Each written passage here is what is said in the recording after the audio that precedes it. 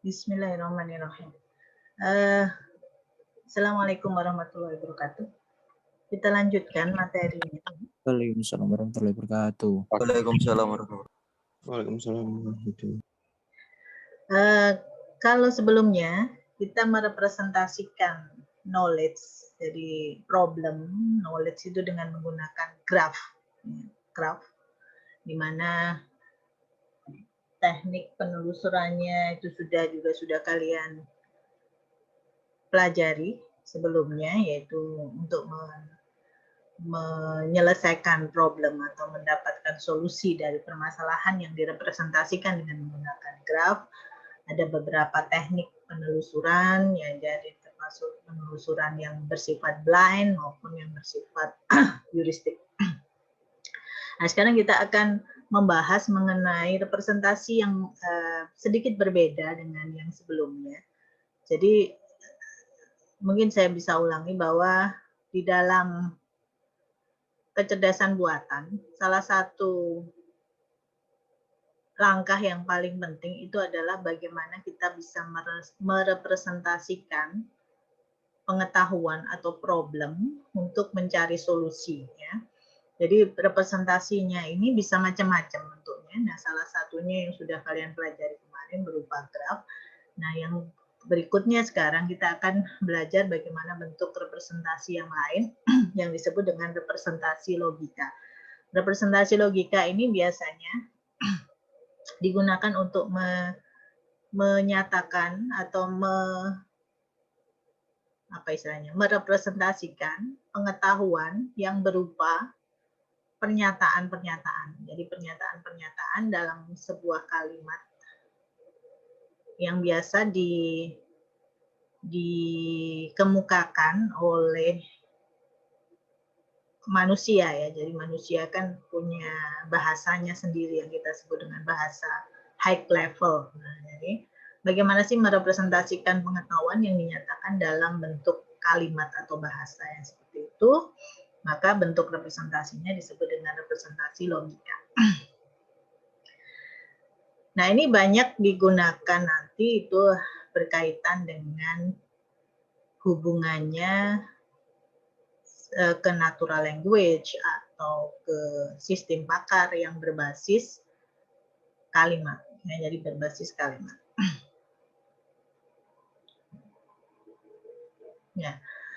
Jadi contoh sederhana, kalau ada sebuah pernyataan atau fakta ya. Misalkan ada pernyataan yang mengatakan bahwa Helder itu adalah jenis anjing. Helder itu adalah jenis anjing. Kalau kita menyatakan dalam bentuk kalimat lengkap, itu kadang bisa berbeda-beda pernyataannya antara satu orang dengan orang yang lain. Bisa hanya dengan singkat Helder adalah anjing, atau bisa jadi dalam bentuk kalimat yang lebih lengkap, misalkan Helder adalah satu jenis anjing yang bla bla bla bla. Jadi pernyataan-pernyataan yang sebenarnya intinya sama, kalau kita dinyatakan oleh orang yang berbeda, itu akan sulit untuk difahami. Sehingga kita perlu merubah menjadi sebuah bentuk yang bisa dikomputasi dengan mudah. Ya, jadi bentuk pernyataan dalam bahasa itu biasanya dinyatakan dalam kita sebut dengan predikat. Ya. Pernyataannya kita sebut dengan predikat yang sebenarnya terdiri dari subjek dan predikat. Jadi kalimat itu kan biasanya minimal dia harus terdiri dari subjek dan predikat. Maka representasi yang kita sebut dengan representasi predikat untuk menyatakan sebuah kalimat yang terdiri dari misalkan subjek dan predikat ini, itu bisa dinyatakan sebagai bentuk predikat. Ya, predikat. Jadi predikatnya itu dikatakan sebagai kuncinya, ya, kuncinya itu ada di predikatnya. Kemudian diberi tanda kurung kurawal, di mana isi dari kurung kurawal ini merupakan objek-objek atau subjek yang dihubungkan oleh predikat tersebut. Jadi misalkan dia hanya terdiri dari subjek saja, ya berarti di sini adalah subjek. Tapi kalau misalkan ada kalimat, misalkan kalau bahasa Indonesia kan ada subjek, predikat, objek. Maka predikat ini tidak hanya membutuhkan subjek, tapi dia juga objek. Sehingga kalau kita nyatakan dalam bentuk pernyataan logika yang disebut dengan predikat, itu dinyatakan sebagai predikat, kemudian dia menghubungkan antara subjek dan objek. Nah, dengan menggunakan bentuk yang seperti ini akan lebih mudah di komputasi nantinya. Jadi kita tidak perlu membahas apakah ada kalimat tambahan dan sebagainya, tapi yang penting dalam satu kalimat ini itu diwakili oleh sebuah pernyataan yang terdiri dari predikatnya apa. Predikat itu kan apa yang dilakukan atau apa melakukan apa kan. Nah, di mana di dalam tanda kurungnya itu menunjukkan komponen-komponen yang dihubungkan oleh predikat tersebut. Sehingga contohnya kalau kita punya pernyataan Helder adalah anjing, di mana pernyataan ini kalau dalam bahasa Inggris itu sebenarnya kan adalah anjing itu sebenarnya merupakan predikatnya. Ya, jadi ini adalah predikatnya. Nah, predikatnya itu menyatakan anjing, jadi menunjukkan sebuah kegiatan atau sebuah definisi anjing. Nah, gitu. Jadi anjing itu merupakan predikat. Nah, siapa yang dikatakan anjing ini? Nah, itu yang menjadi subjeknya. Sehingga kalau kita punya pernyataan Helder adalah anjing, maka dengan mudah kita bisa representasikan dalam bentuk representasi predikat atau secara logika itu menjadi anjing. Ini anjing itu adalah predikatnya, ya. Kemudian siapa anjing itu? Siapa yang dimaksud dengan anjing itu? Maka diinputkan di dalam tanda kurung seperti ini. Jadi kalau pernyataan yang ini bisa kita rubah menjadi bentuk yang lebih sederhana menjadi seperti ini. Ini ya. Ini adalah bentuk representasi yang disebut dengan representasi logika dengan menyatakan menjadi sebuah bentuk predikat.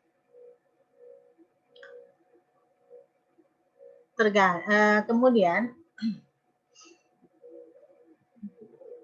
kita juga bisa merepresentasikan fakta lain, misalkan ada pernyataan bahwa semua anjing mempunyai ekor. Semua anjing mempunyai ekor. Nah, kalau bentuk pernyataan yang seperti ini sebenarnya bisa kita sajikan dalam bentuk implikasi ya. Jadi kalau kalian pernah, ini saya yakin kalian sudah pernah belajar di materi mata kuliah logika matematika ya. Jadi kalau kita mempunyai bentuk pernyataan yang berupa implikasi A maka B, atau kita bisa merubah menjadi sebuah kalimat kalau implikasi itu jika A maka B. Ya. Jadi kalau ada pernyataan semua anjing mempunyai ekor, maka sebenarnya ini sama, setara dengan kalimat jika, ya kan? Untuk semua, ya, untuk semua jenis, ya, entah itu semua, ya, semua itu bisa tergantung domainnya. Kita berbicara semua itu semua di jenis binatangkah, di jenis anjingkah, ya, domain yang kita ambil. Ini bisa kita katakan sebagai bahwa kalau ada orang atau bukan orang ya, Jadi kalau kita berbicara domain, misalkan domainnya itu domain anjing, misalnya kita punya kelompok anjing, nah anjing kan macam-macam, ada poodle, ada helder, ada apa jenis-jenis anjing gitu ya. Anggaplah kita ambil sembarang anggota dari kelompok anjing ini, maka kalau si X ini itu adalah anjing, maka dia pasti mempunyai ekor. Nah, misalnya seperti itu. Sehingga pernyataan semua anjing mempunyai ekor itu secara logika itu bisa kita nyatakan dengan sebuah bentuk implikasi bahwa untuk semua X, jika jadi kalau yang sebelah kiri dan bacanya jika X adalah anjing, ini kan berarti sebuah bentuk predikat juga kan. Jadi ini ada juga sebuah bentuk predikat. Jika X adalah anjing, atau ini sebenarnya adalah penjabaran dari ini, di mana kita nggak tahu ini apakah helder atau apa, tapi ini adalah sembarang, kita sebut X. X adalah anjing, sehingga kalau kita nyatakan dalam bentuk predikat, X adalah anjing, yang berarti anjing dalam kurung X, gitu ya. Sehingga dia akan menjadi seperti ini. Jika X adalah anjing, maka ini juga sebuah predikat, sebuah pernyataan predikat, di mana predikat ini sebenarnya merupakan uraian dari X mempunyai ekor, di mana predikatnya adalah mempunyai ekor. Siapa yang mempunyai ekor? Jadi yang mempunyai ekor adalah X. Sehingga kalau pernyataan X mempunyai ekor, kita bisa nyatakan dalam bentuk predikat mempunyai ekor dalam kurung X. Sehingga secara keseluruhan kalimat ini itu mewakili pernyataan bahwa semua anjing mempunyai ekor. Atau dengan kalimat yang lebih letterlek, sesuai dengan pernyataannya, itu adalah untuk semua X, jika X adalah anjing, maka X mempunyai ekor.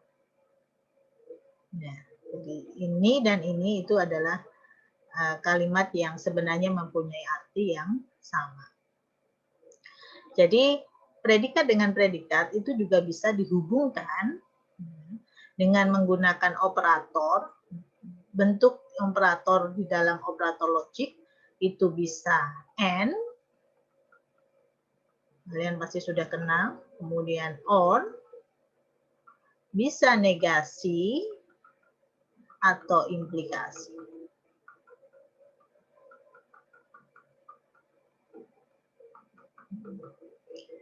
Jadi kalau ada dua pernyataan, misalkan contohnya adik pergi ke pasar dan ibu pergi ke kantor. Nah, itu kalau kita nyatakan dalam bentuk predikat, itu bisa pergi ke pasar,